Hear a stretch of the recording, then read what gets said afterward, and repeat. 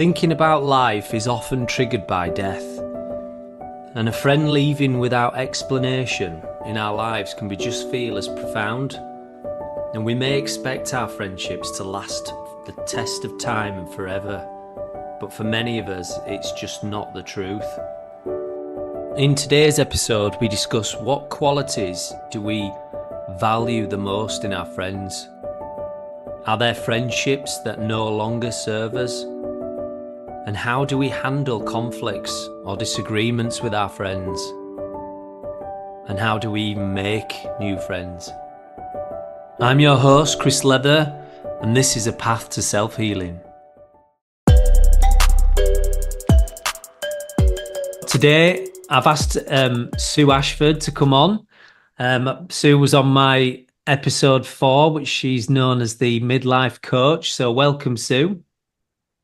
Thank you. Thank you for having me again. No problem at all. So there's a couple of questions that anybody who's listening to this might ask themselves. And the first question I'd probably say is what qualities do we all value in most of our friends? What do we truly want from most of our friends? And then, are there any friendships that no longer serve us? Do we need to get rid of some friendships, or do we not get anything out of those friendships? And how do we handle conflicts or disagreements that we have with friends? How do we navigate through those difficult conversations if one of us feels a certain way and the other one doesn't? So before we get into the conversation, Sue, I did a little bit of research on friendships because I was fascinated on some of the statistics around it. So I thought I'd just share these with you before we start getting into a bit of detail on it. So there's some interesting ones I found, actually.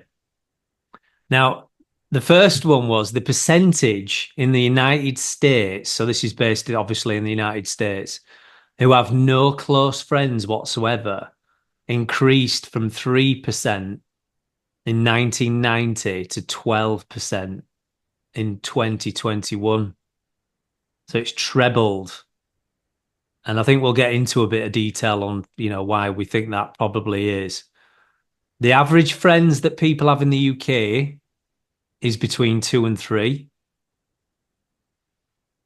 I also looked at the campaign to loneliness, and it clearly stated that 25.99 million people in the UK reported feeling lonely in 2022, whether that's mild loneliness or they often felt lonely or they were always lonely.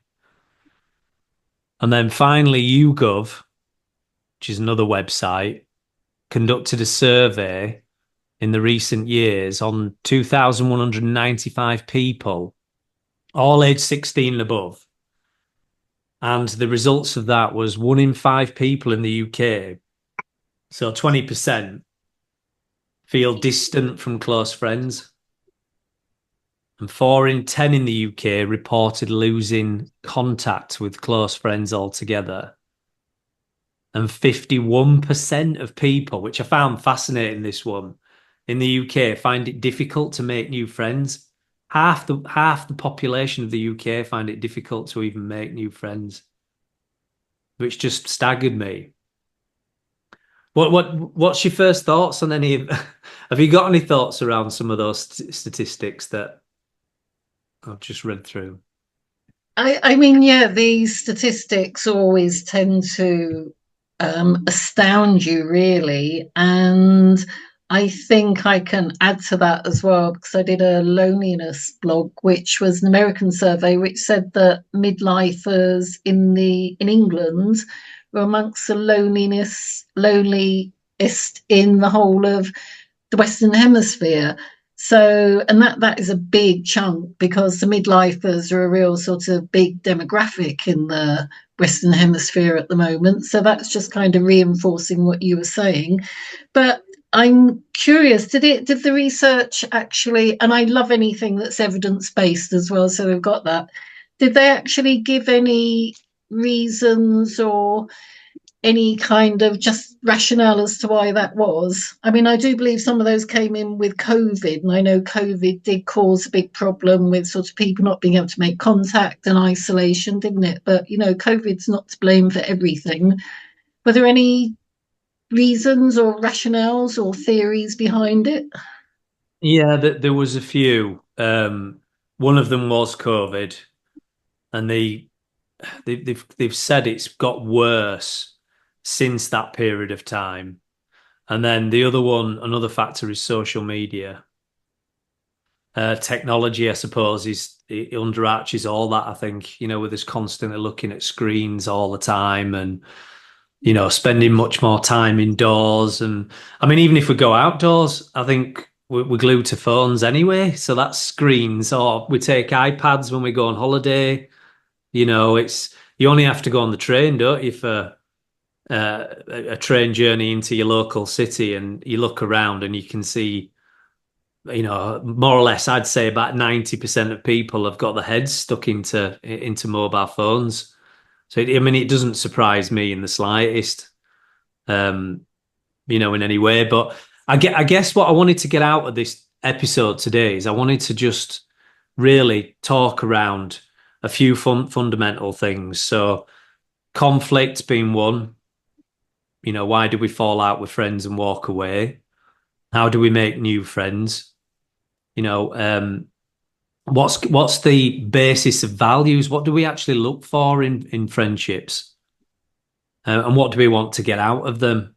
Are they one-sided friendships? Do we need to keep those types of friendships? So these are all things that have gone around in my mind, especially when I've wrote a blog recently. And as you know, me and you've spoke off here, and I've struggled with friendships. And I think most people listening to this episode today will probably relate to it quite a lot. So yeah, yeah. So should we start a little bit at the beginning? So And good. What's a good place to start at the beginning? Yeah. yeah. I'm just thinking that we form friendships, don't we, when we're at school, I guess. Um, but I suppose the question is when do we actually start to form meaningful relationships? You know, is that well, I'd probably say it's in secondary school, wouldn't you agree? Because some of my friends, my best friends now were friends that I've had since I was a child. I mean, can you remember the first time you created a meaningful relationship and connection with a friend?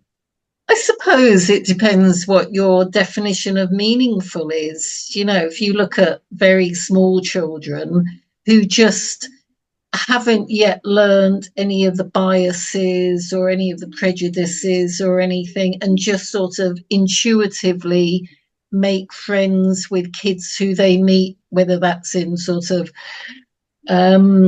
preschool classes, kindergarten, or just sort of out in the neighbourhood. You know, they're just intuitive, aren't they? Because they're not already thinking, oh, I don't like them because of their size or their colour or whatever they're saying. It's just that kind of like or not like.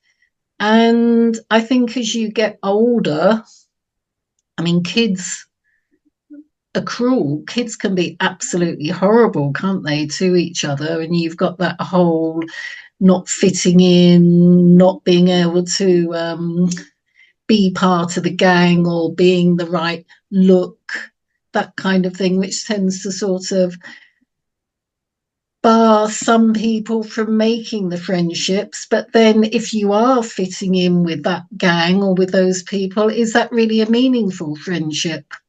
So Mm. you kind of made friends then, but whether they're actually meaningful or not, I'm not too sure. I suppose thinking back, you're probably right. The first meaningful friendship I had was about 12. And somebody, Right. we were like inseparable. And her name was Sue as well, which was, we were at school, we sat next to each other at school. We did things outside of school, you know, we carried on that friendship until um, well, I went off to college to do my O levels, and she left to go and do a job somewhere, and then we stopped. So it was different phases, different directions. But at the time, we were on the phone practically every night. It used to drive my dad mad, back in the days before mobile phones, when he used to just sort of sit on the phone talking about stuff. And yeah, it was brilliant. But then, for no reason whatsoever, apart from the fact we went in different directions, that was it. We just sort of stopped being friends, really. So whether you could look back and say, well, was that a meaningful relationship? Because why didn't you carry it on? I don't know. I think that's kind of interesting stage. What do you think? Yeah, well, it's funny actually because two of my close friends, we went to primary school, we did secondary school, obviously grammar school after that, and then we're still, best friends to this day. But we lived in a very close proximity. So, whether we were taken to school from our parents and or going around on weekends and having sleepovers and playing on our PlayStations or whatever that may be. But I suppose our personalities have grown with each other. So we've kept friends because the personalities have just grown with each other over a period of time. And now we have a lot of transparency. There's no worry about what's being said to each other. Vulnerability is questionable, but we'll come on to that. Mm-hmm. I'll be interested to know your thoughts on vulnerability as we go through it. But I suppose I didn't recognize those as friendships at the time because I don't think you do when you're a child. But I remember when I was getting towards my late teens and then alcohol started to come on the scene, going out to the pub, going out to nightclubs, and the amount of friends I must have had in my social circle was about 40. And we that's all we did. We just went out and partied, and I wouldn't necessarily go out with the same friends each weekend, but I classed them as friends back then. And I suppose they were friends back then. But actually, now, I think in hindsight, I don't know whether I'd think of them as drinking buddies. I think that's an interesting comment because at that age, and I was thinking about that myself really, late teens when you're going out and it was an absolute disaster if you didn't go out on a Friday night or a Saturday night. That is what you would go with a crowd, wouldn't you?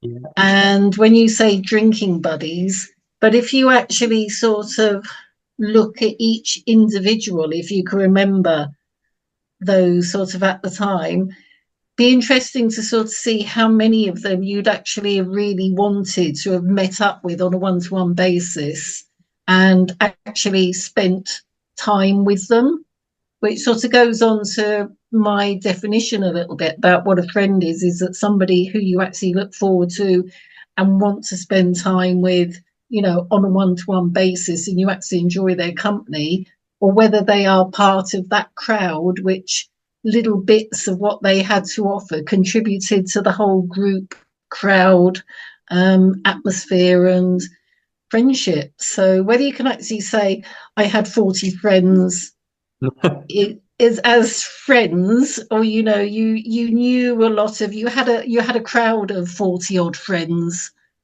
And again, I think that's getting that definition of what a friend is and how you define it is really quite important. But it changes, I think, as you get older. If you had that same sort of crowd of 40 people at the moment, would you know what to do with them all, really? Oh, no, not in any way. And I still know a lot of them, and I bump into them when I'm in the street or when I'm at the supermarket or that side of it. But I've noticed now, as like you've said, as age and time's gone on, and obviously I don't mind sharing my age and me being 43, but my circle of friends has gotten smaller as time's gone on, and what I value in being a friend. But I think when you're in your teens and you're in your early 20s, I don't think you probably know who you are properly. I think you're True. almost, I was saying it to to a friend of mine today that when you I found that I was mirroring a lot of things on what my friends did. So I'm a completely different person to what I was back then because I was almost learning behavior from them. And if one of them was classed as being like the alpha male or the one in the center of attention, I always craved that. So I'd mirror my behavior on that person. And I ended up sort of becoming somebody that actually I'd struggle to recognize these days. It Um, wasn't really you. And I think that's a really, really good point that you are finding out who you are. Because I think until you do actually feel comfortable and know who you are, you can't really be a good friend to somebody else and therefore create those sorts of intense, deep friendships that people do tend to need and find more sort of fulfilling and beneficial as you go through life and tend to keep. And that's quite hard. I do have to say, though, just getting off the serious bit, I don't know if you listen to Radio 2 at all, but this morning Scott Mills is on the breakfast show and he was talking about pretty much exactly the same thing, saying that back in the 90s and the texts, when people were sending texts or WhatsApp messages or something before WhatsApp, how they've changed from the sort of really hungover from the partying and the sort of morning after the night before, and was asking people to send in the sort of WhatsApp messages and texts they get now. And it was it was really funny because it was things like really enjoyed the party last night. Can you send me the recipe for the cheesecake you made? Or, it was sort of the change in things and something like sort of, yeah, really, really good. Yeah, we must do it again some other time. I'll bring the, I don't know, I'll bring the starters this time. How the shift has gone to the more mundane, older things rather than the sort of, oh my God, I can't remember a thing. What did I do, the night before? How much did I drink? Are you still there? And that, again, is a kind of age thing, isn't it? As you mature, that what was important to you with your friends and what you were doing, late teens, early 20s, different, completely different as you get older. But then you're at those different stages of life when you've moved away from those crowds and going out drinking and that you're starting to potentially look for a more stable relationship, have your own children, then you have to start doing the grown-up things, get a house or do whatever, get a proper career, and you move through those different stages. Not everybody does, but if you look at it that way, then of course I suppose your needs are going to change, and therefore you're going to be looking for different people to fulfill the needs, especially as you're finding out who you are. hmm. What qualities are most important to you in a friend? Um, Somebody who's honest, um, trustworthy, and so it sounds a bit daft, but I think, who's funny, who can make you laugh, who you can really appreciate their sense of humor. We might, I can think of, I know an awful lot of people, but I would, like your statistics there, would probably think I've probably only got, say, half a dozen close friends. And one of my closest friends, we don't agree on everything at all, but it's always fun when we spend time together, which, isn't every week because life's not like that, is it? But we look forward to spending time together and we can have open, honest conversations, can literally say, what do you think of this? Knowing I'll get an honest answer. I might not like the answer, but at least I'll appreciate where it's coming from and their viewpoint. Um, yeah, and they're funny, and it doesn't matter sort of what we do really. You always sort of think, well, it was lovely, look forward to the next time, that kind of thing. But at the same time, if I woke up at 2 o'clock in the morning and had some real worry or concern, I would be on the phone and they would wake up and spend the time. And I think that is a kind of key to a true friendship as well, with the reliability and somebody who's there for you when you need them, if you need them. Yeah. Just touching on what you've just said then. So me and a friend of mine spoke about something you mentioned to me not so long ago. Because I remember you asking me, do you have how many friends do you have? Correct me if I'm wrong when I put this, but how many friends do you have that you could ring up at 1 a.m. or 2 a.m. in the morning and answer the phone? You've asked me Yeah, that, didn't you? yeah, Yeah. I did. So I put that to a friend of mine today, and he said one. And actually, then we debated it a little bit more.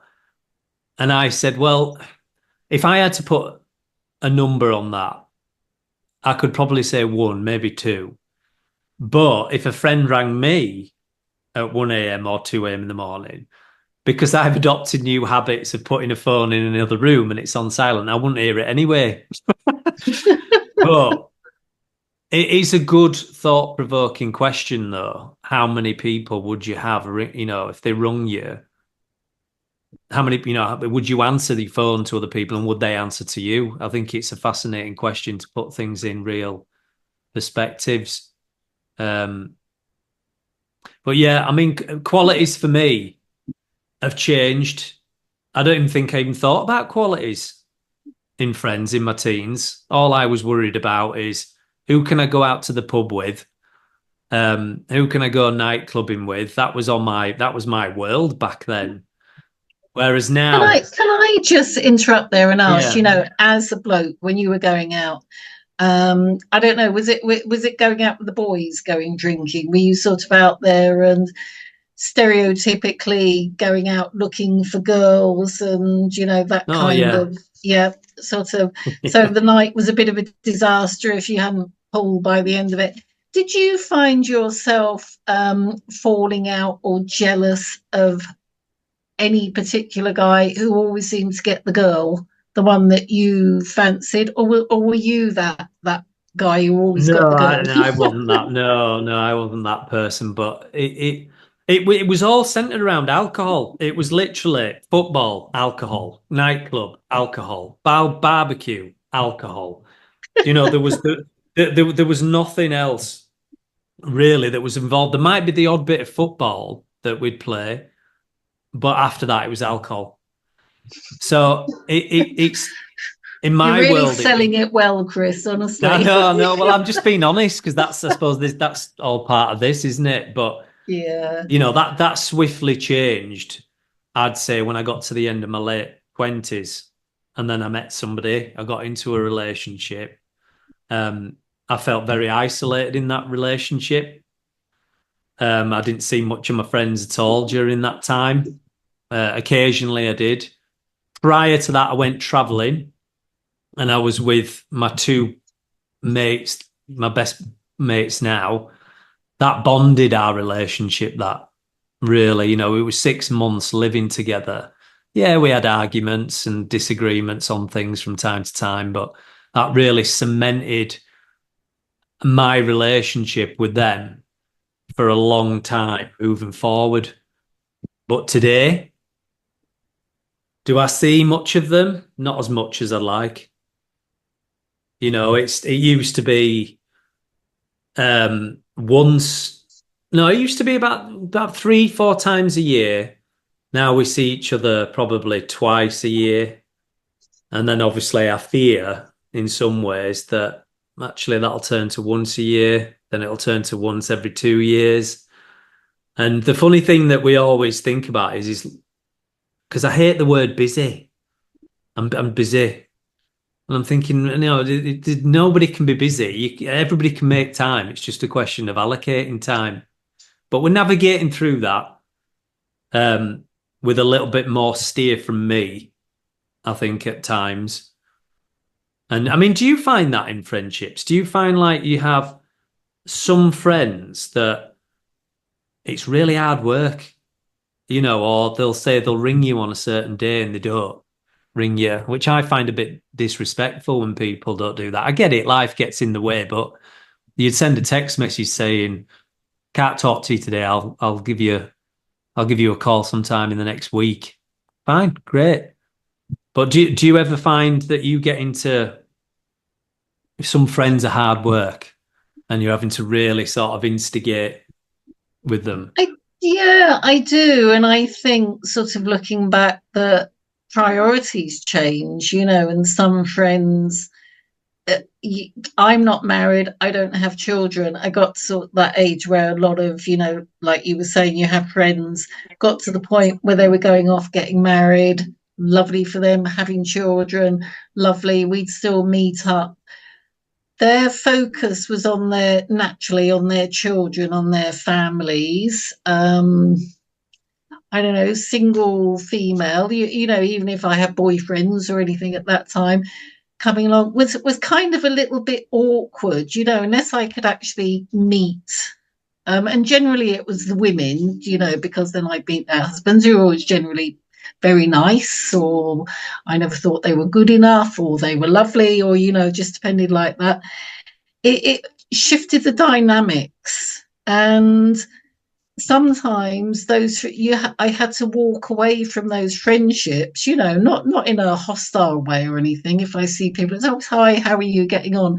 But you just sort of accept, I think, that we're moving in different directions. There's a sort of limit to how much I find interesting about other people's children, and what they've done. When you think, oh my goodness, what happened to this brilliant sort of woman who used to read this and do that and wanted to do suddenly, and now suddenly all their conversation is about how many teeth the child's got or stuff. Lovely, but their focus had changed, but our directions had moved. Even though we still liked each other, we just didn't have those same interests in common.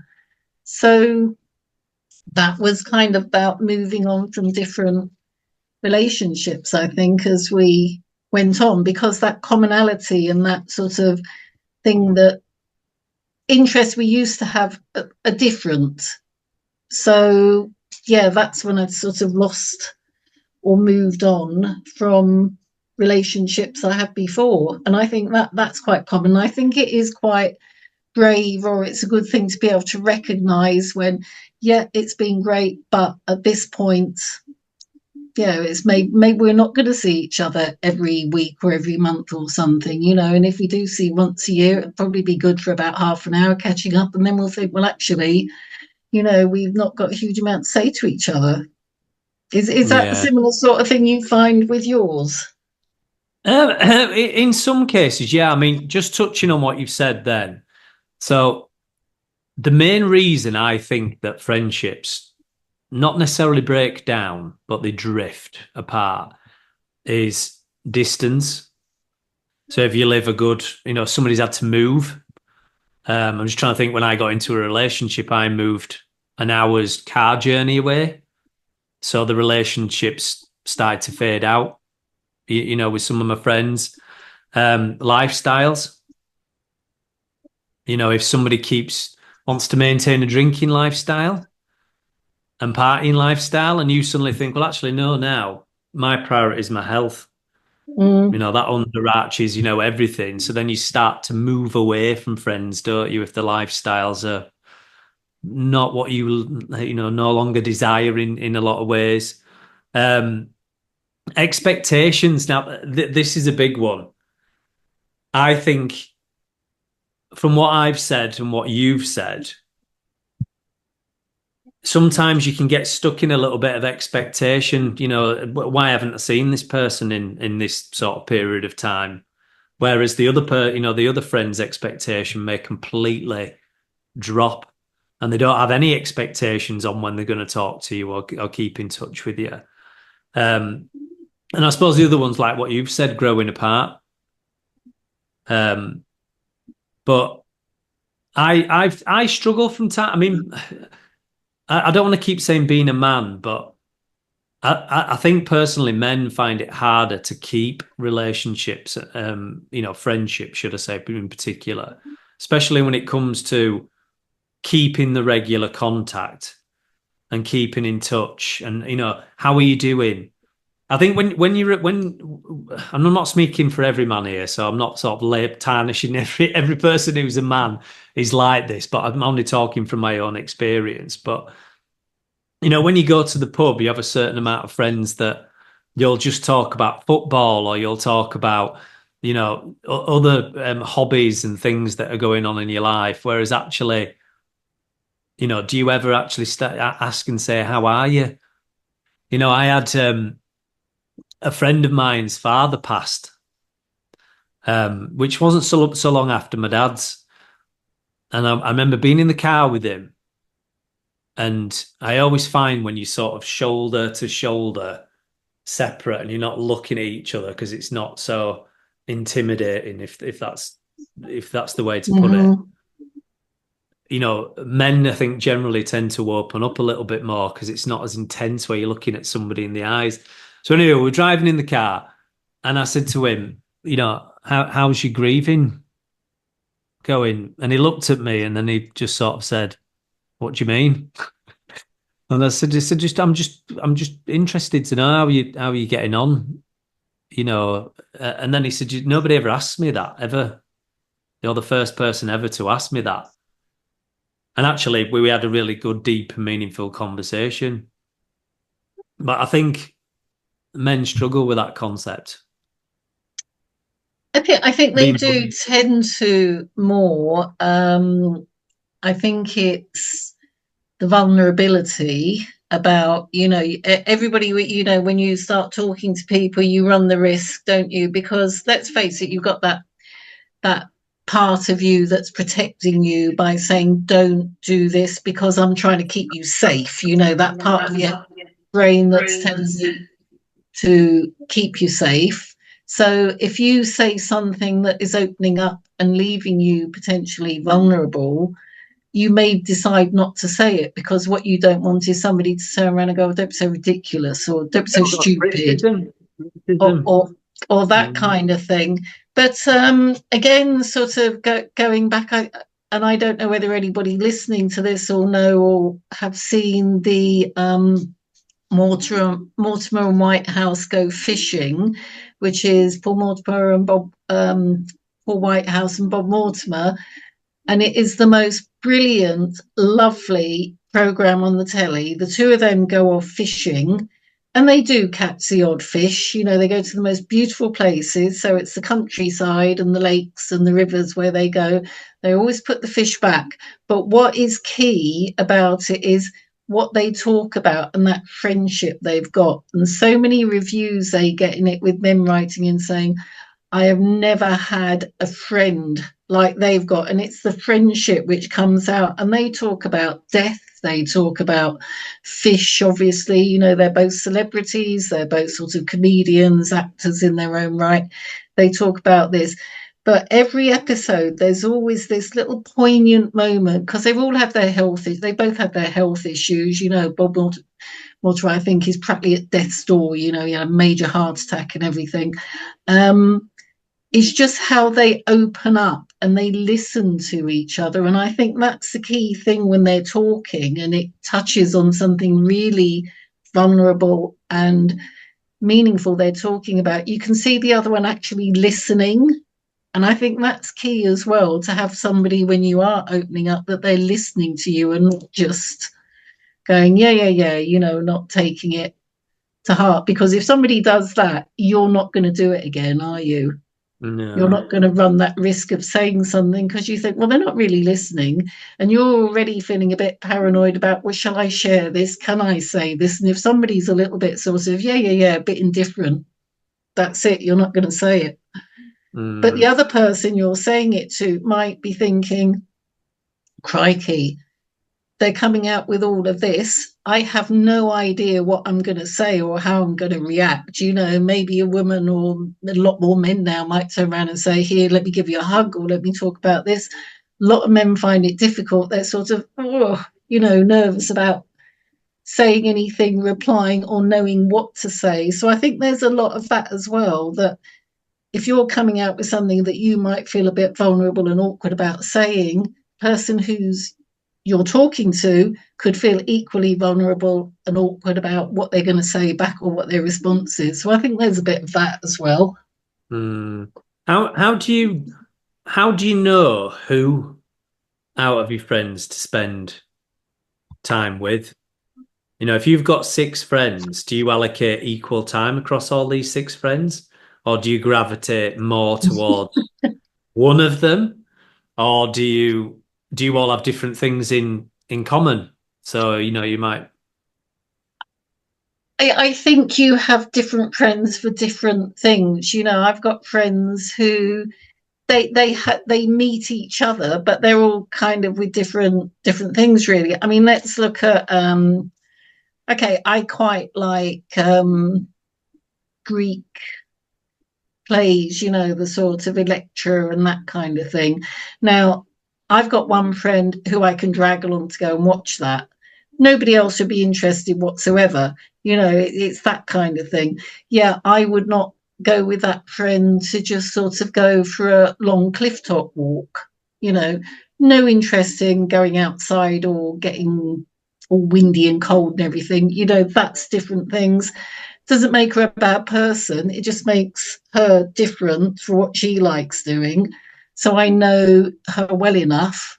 But if I get that friend and the one who does like going cliff walking together and we all go out for coffee or go out for lunch or something, everybody gets on great, because we're all similar type of, well, no, we're not similar, that's probably the wrong word, but we're all confident in our own likes and dislikes. We're all confident enough to say, if I was to go to my other friend, do you want to come out for a cliff walk? You go, no, thank you for asking.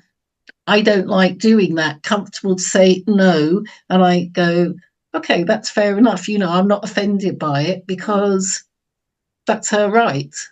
Or that's Hmm. his right. It's that kind of thing, isn't it? Yeah. So So how do you nourish those friendships? How do you make sure that those friendships continue? How do you make sure that you invest the right time with with that certain somebody? I mean, is it something where it's 50-50? They'll ring you at a certain time, you ring them at a certain time, or you plan something in quite regular through a calendar for 3 months in advance. How do you sort of make sure that those bonds are maintained? That's what I'm fascinated about. I don't know. I think it's difficult to plan because you don't really know what's coming along. Sometimes, like my friend last week, I saw 3 times in one week, but there was nothing planned in. I don't think until I think we've got some theatre thing or something middle of next month. I think it is just touching base and keeping in touch, just as all it needs sometimes is just a how are you, and What, whether a it's, text or a phone call, or is it a I mixture? think a phone call, if you know what their sort of routine is and you're not, if they're working night shifts, you're not going to be phoning them up, when they're asleep, that kind of thing. Just a quick, haven't spoken for a while. Everything okay? How are you? It may only be a very, very quick conversation. Okay, should we meet up? Should we do a coffee? Should we do something, and have a catch up? At least you're just touching base to make sure everything is okay. If you haven't seen them for a while. And that I think is nice, you're just thinking about you, doing other things, nothing at the moment, but I've not forgotten you. That's Mm. I think is really important. The friends I find difficult or I do tend to drop or I have got rid of most of them now is what is commonly known as the emotional vampires. The ones who just get in touch when they want something from you or they constantly moan and moan and moan. At the end, when you spend time with them, you just say, oh my God, I am just so exhausted. I am drained, physically drained. Those who just want to have a good moan, those who say they come to talk to you, but it wouldn't matter what you say, and both of us being coaches, you're allowing them time to sort of work through. sort their own problems out, sort their own issues out, but they're not really interested in doing that. Wouldn't matter what you say or what you did, they just kind of want to have a big old moan, exhausting. And you think, okay, might have been friends for a while, but I'm getting nothing out of this relationship anymore other than a headache, and just, it's nothing. It's just a pure one-way street. They're the kind of friendships and things you need to let go. How did you cut ties with that? With the friendship, did you? Is there a particular way, or did you just distance yourself and not make the effort? I think you can do two ways. You can. I mean, what I did, I think I took the coward's way out, was just saying, no, I can't meet with you, or I'm a bit busy.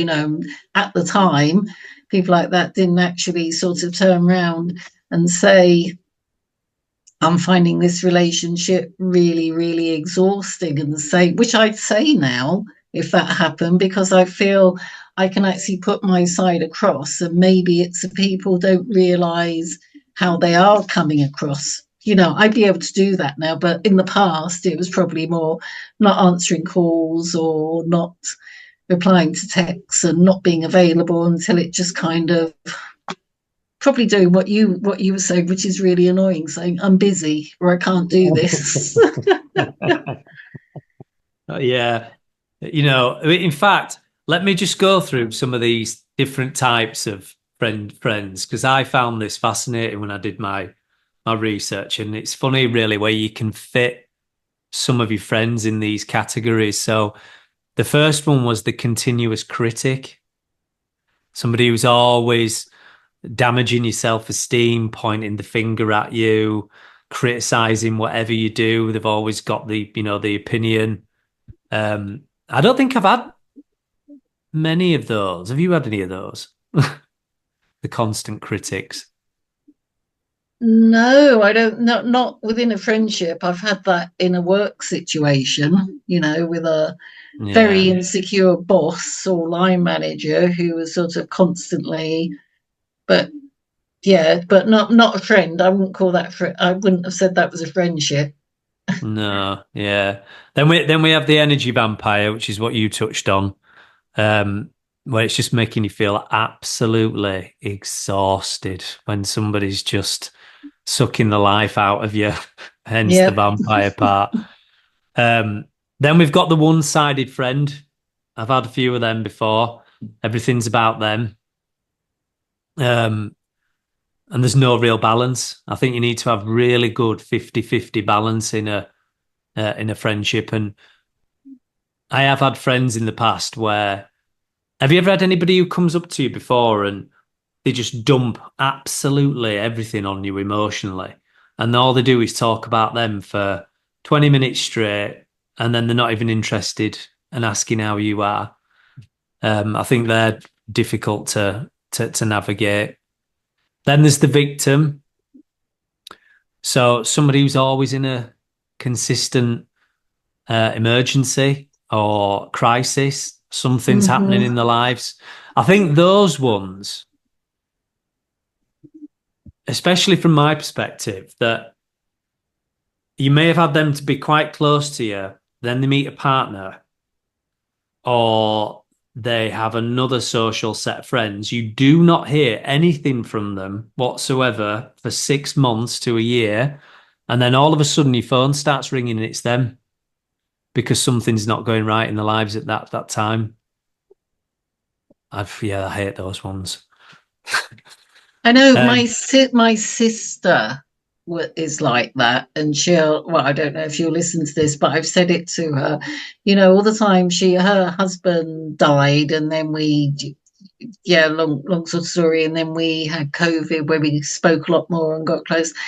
And she used to phone. She'd go, "Oh my God, I've not spoken to anybody today, or I've got nobody to speak to today." She wasn't working. I was working, thinking, "Oh my God, it's great. I've got a day. I've not got to speak to anybody." So it's been about an hour, and then she phoned up and messaged all these sorts of things. Then she met this new man, and there was nothing from her. she'd phone up and say, "Oh, just so I've got an hour because such and such." He cut a long story short, he moved in with her, and then she'd phone up and go, "Oh, I've got an hour because such and such has gone out." I'm going, "What do you mean? So you that's the time you can speak to me because you got nobody else to speak to, you know?" So that I understand that really, really well. Yes. Yeah. I think, do you know, I have been in that position before, and now I, I think if friends are the most important thing that you can have in your life for your own mental health and well-being. And when you invest all your time and energy and eggs into one basket, you can't always think that those friends will necessarily still be there for you when it goes wrong. So you almost have to nurture friends. You know, just because you meet a partner or you with girlfriend, boyfriend, husband, whatever. I think it's just you've got to sort of allocate some time. I think for me personally, now, if I was back in a relationship, I'd sort of plan in days, me, and say, right, this is what I'm gonna go do. I'm gonna see my friends on every second Tuesday in whatever month it is. Is that all right?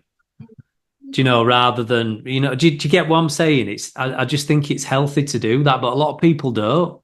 I do get what you're saying, and it brings me back to something you said earlier about when you were late teens and then you met a girl and you said something then that you started to feel isolated because you didn't see any of your friends then. And I was going to ask, but we went on another direction.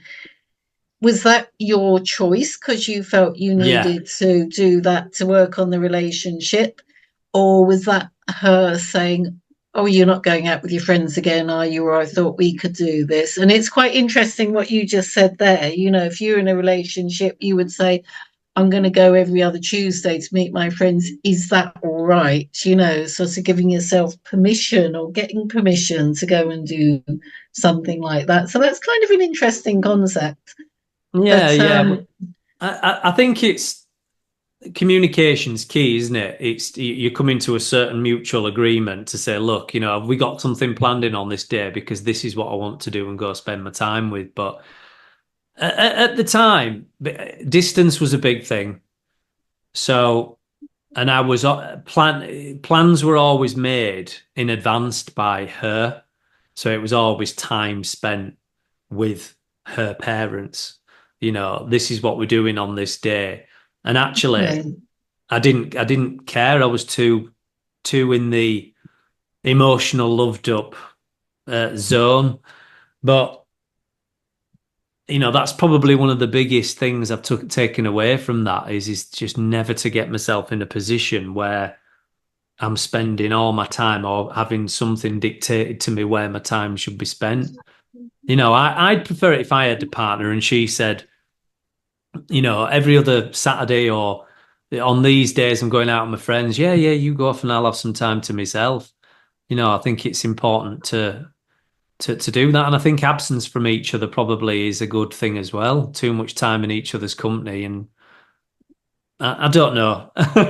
Maybe that's a recipe for disaster Or maybe that's a sort of relationship sort of maybe that's another topic for another time about how to altogether. keep Yeah. relationships.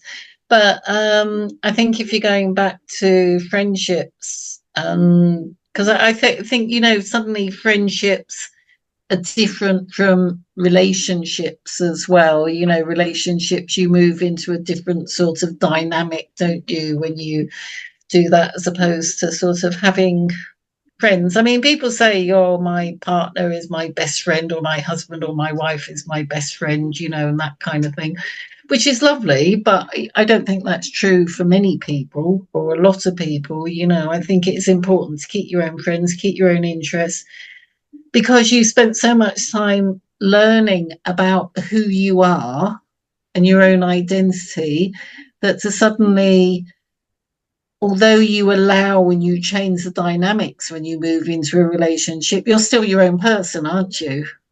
And Mm. you still need to keep those relationships because otherwise, and I think that's why, going back to the statistics earlier, there are so many people isolated now because older generation, or if your husband, your wife dies and you're left on your own and you've lost those relations, or maybe it's because they've all passed, or maybe it's because you haven't kept those relationships going because you've been, just happy with each other all the time, then suddenly it's very hard to cope on your own, isn't it?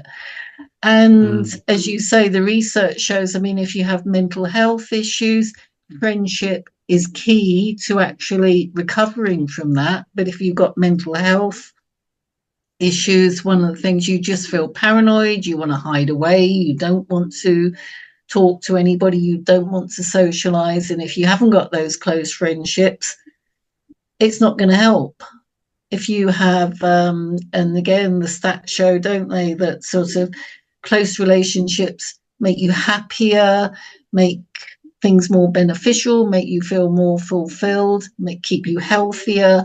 All the stats are there, how important having those friendships are. So And make you live longer. they do help you to live longer. Yeah. I sort of lost my thread there where I was going with that. But I mean, yeah, it is kind of going back to why I think the difference between friends and relationships, it is important. And if you do get to a relationship where you happy with each other, your soulmate, absolutely lovely. I haven't given up. I may do yet, sort of thinking. But I think if I'm talking about myself, I am extremely comfortable and content with living on my own. I have the friends that I have surrounding me, which is really, really good. Um, I'd rather be on my own than be in a relationship that is Where you're not lonely anyway. where you're lonely anyway. Yes, and I've been Mm. there, so I know exactly what that's like. And so, yeah, I think it's about not being second best really, or being comfortable in your own skin. So therefore, if I'm comfortable with who I am, maybe that does make me a little bit selfish, but I do think it's can at times make me a better friend as well to people who I intuitively like, or I can intuitively get on with. And I think you spoke Mm. a bit before about, it's very difficult to make new friends. It is very difficult to make new friends because, especially the older you get, because you've had all that hurt, you've had all that experience, you've got all that vulnerability. You don't want to leave yourself wide open. You don't want to say, oh, it's like going out on a date, isn't it? As it used to be before social media. Shall I ask if they want to go out for a drink? Shall I ask if they want to go out for a coffee? You ask that, you're exposing yourself, saying, I want to be your friend a bit more. They turn around and go, no, you're just mortified, aren't you? So it's, Yeah. Yeah. Well, actually, since we're talking about new friends, how do we make new friends? How do we, if what if you're somebody who has no friends whatsoever, and there are people out there they don't know how to to make friends. They don't know where to go to make friends. I think sometimes the first outlet you look at is online. Especially when I hear about these teenage boys who've got playing on computer games and they've got all these friends that have got the headsets on playing computer games and the people they've never met and they don't even know who's sitting at the other end, at the other end of it. But and now we're in this really wild west world of social media. I said to my friend the other day, I said, look, I said, I've got 628 friends on Facebook, friends. And I was thinking to myself, once upon a time, I think all these people were friends, but I think that, for me, that jargon probably needs to change to now acquaintances or mutual, they are still friends, but they're not friends, close friends. That's the terminology I use for friends is people that I'm close with, if that makes sense. And maybe I was all that time ago, but yeah, sorry, I'm rambling a bit here. I So was going to how say do you that's gonna cost you a few quid at Christmas if you have to buy all those friends a present. You know, 628 of them? But how do you go out and make new friends these days? You know, I think it is very difficult. It always used to be, oh yeah, go and sign up for an evening class, go and do this. And you probably have. I've done evening class. It's great. You chat to people when you do that. I don't think you necessarily make any good friends out of it. You meet more people that you share a common interest in what you're doing. Maybe you'll have the old coffee or something. Um, but I'm not sure if that's the answer. What I do think is that something that COVID did actually bring out was the community spirit and the realization about isolated people and people who didn't actually have contact. And I think that heightened the fact that we have now built a society, and it's a cultural thing. We built all these flats, we built all these sort of isolating places where people don't necessarily have to come out. We've now got people working from home, as you say. We've got social media. You can get all your shopping online. We've actually created this whole society where it's not, where you don't actually have to go down and talk to people. You don't necessarily get the milkman coming by every day. They're cutting back the post, you're cutting back this. And I think that has been emphasized by COVID. And therefore, if you look an awful lot more, there are still those community initiatives out there which offer support. Are you on your own? Whether it's a community garden, whether it's a community, I don't know, art, or, and a lot of things people may think, oh, I really, really don't want to do this. But I think it's looking and seeing what's in your area, that there are things out there that you can go and see if you like it or not. Um, yeah, and that may not be absolutely everywhere, but I do think, looking at these kind of things and doing a lot of the research and actually sort of being interested in it, especially for older people, because that's kind of my demographic, midlife, and sort of as you get older, I think there is a lot more out there. It's just having the courage or the mobility, because maybe you can't, there may be all sorts of reasons why you can't get there, is actually sort of reaching out and thinking, well, let's see what happens, or let's give it a go.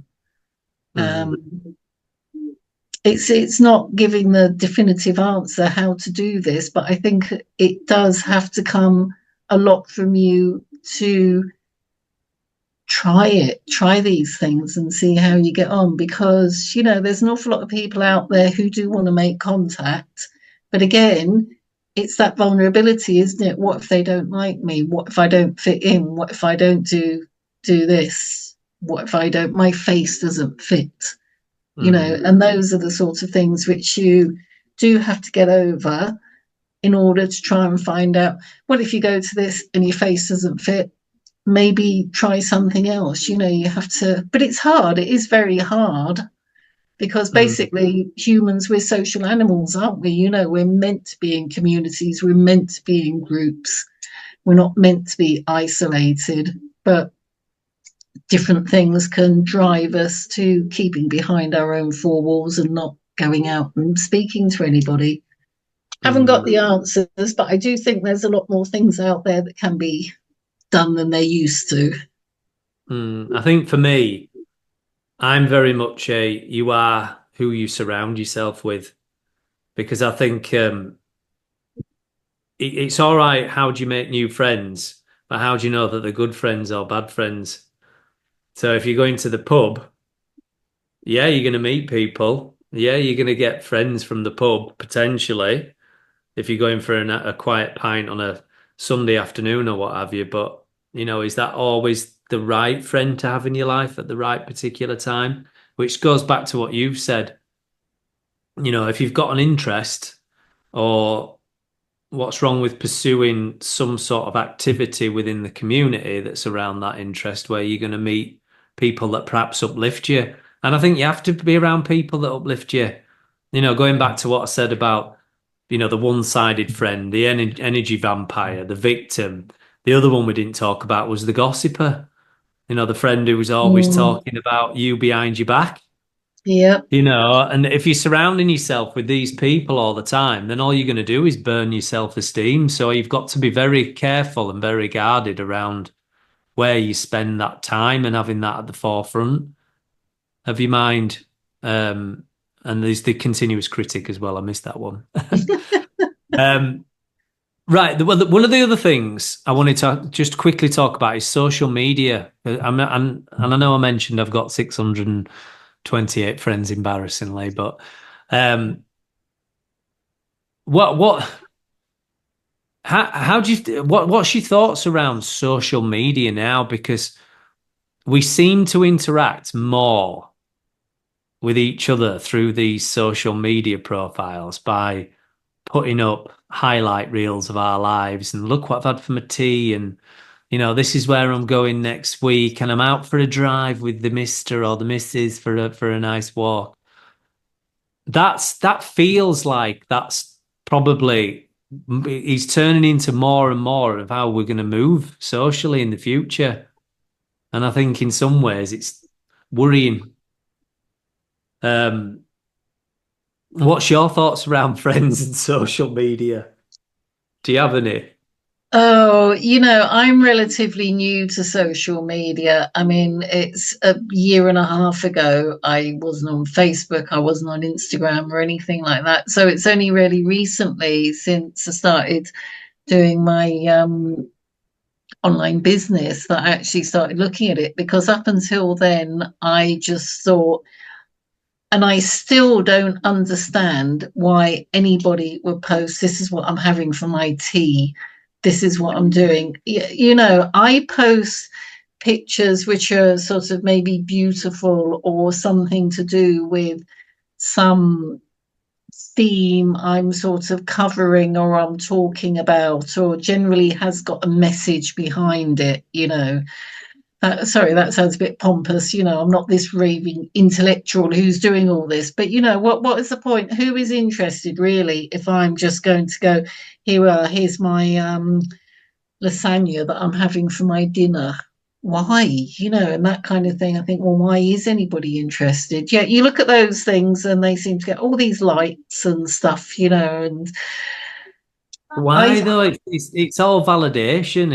It's I again I had a conversation with my neighbour about this the other day, and I said, why if I went to Greece, I can't I would feel no need to share it with the world.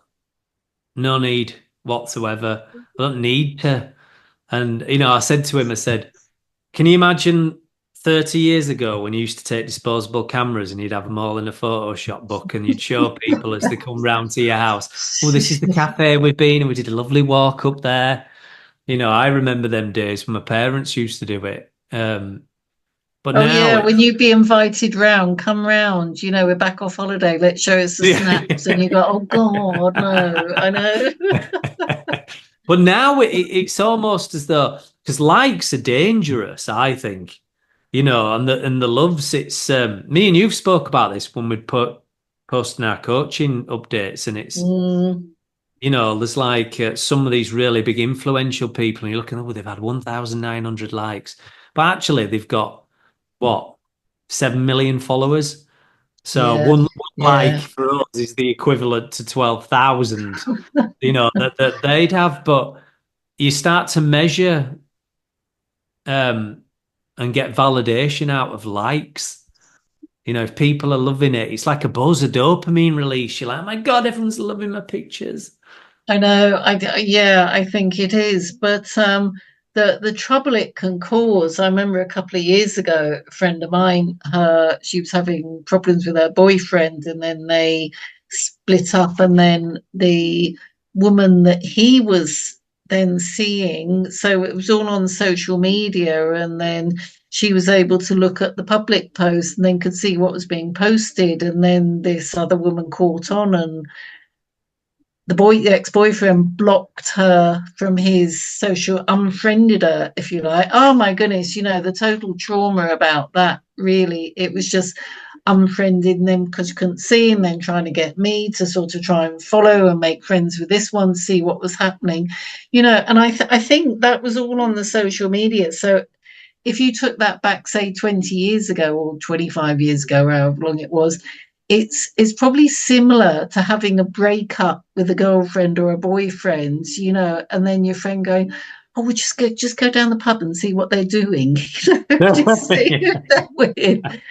A similar kind of thing, but not so instant, and not you haven't got your phone there all the time, and you're just sort of looking and trying to find out, and then that worrying. I mean, it still causes you angst, if you like, but it's not quite sort of so much in your face and so full on. And then you're looking and saying, "Oh yeah, well, such and such likes that. You got 300 likes, and going. It's dreadful.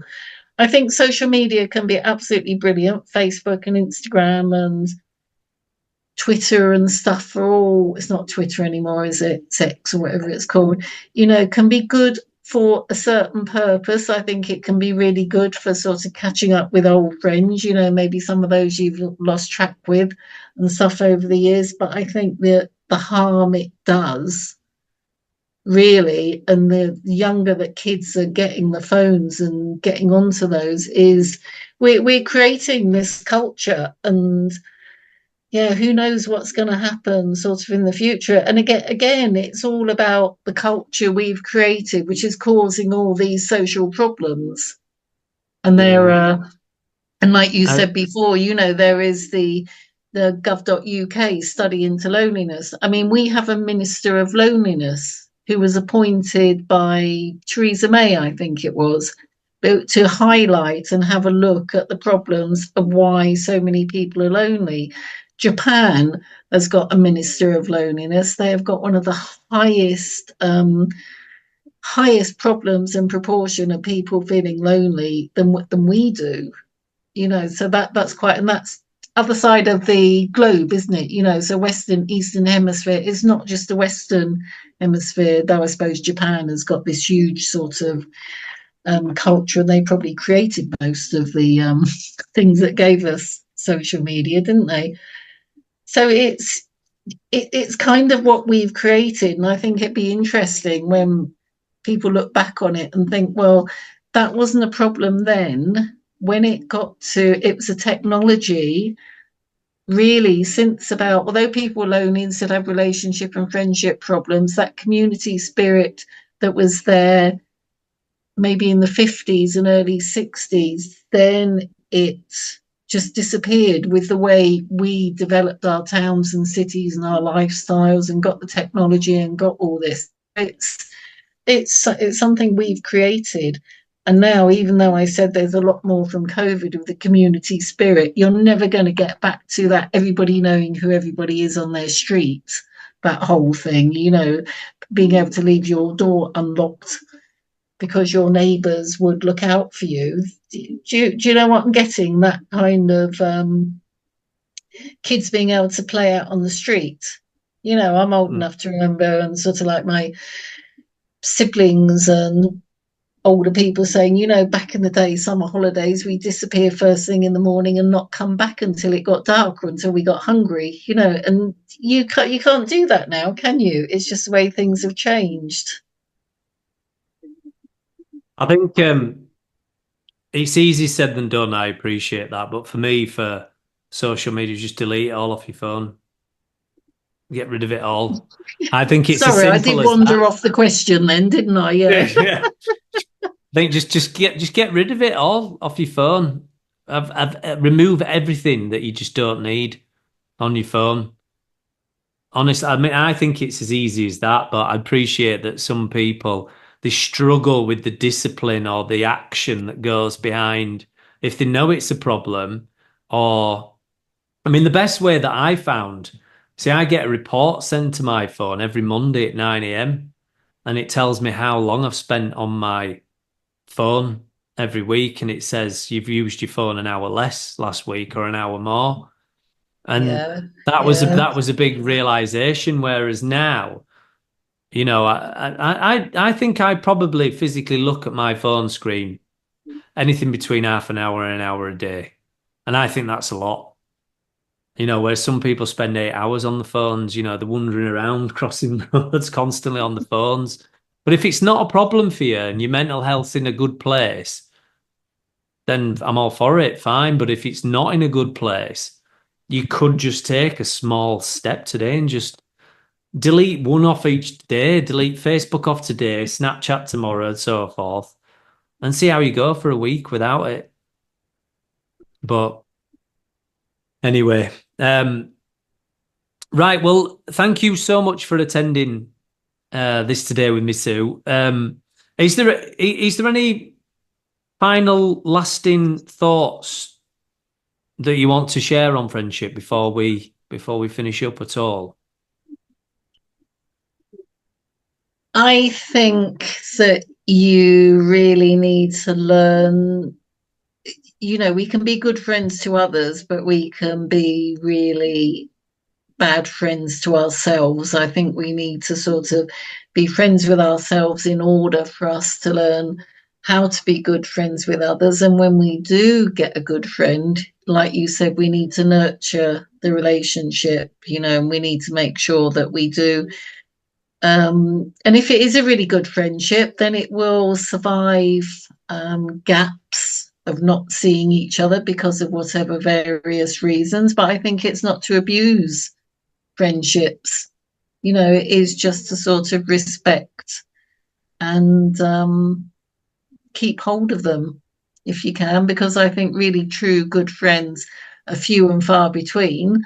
And I totally get that a lot of people maybe only have half a dozen or five or what have you. And if you've got those, then you're really, really lucky. So, and good friendships are wonderful things to have. So Mhm. yeah, just try and keep hold of them because they're not hard to find, and when you do get them, look after them. Amen. And I think make the effort. Don't just sit and think that your friends will come to you.